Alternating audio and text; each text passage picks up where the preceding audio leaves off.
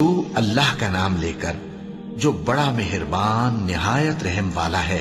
سب تعریف اللہ ہی کو ہے جس نے اپنے محبوب بندے محمد صلی اللہ علیہ وآلہ وسلم پر یہ کتاب نازل کی اور اس میں کسی طرح کی کجی اور پیچیدگی نہ رکھی،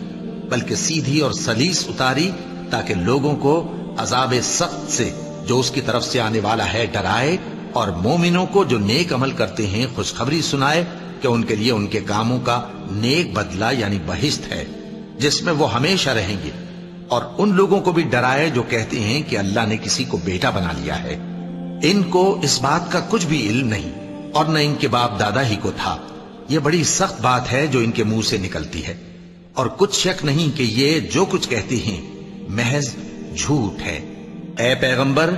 اگر یہ اس کلام پر ایمان نہ لائیں تو شاید تم ان کے پیچھے رنج کر کر کے اپنے تئیں ہلاک کر دو گے۔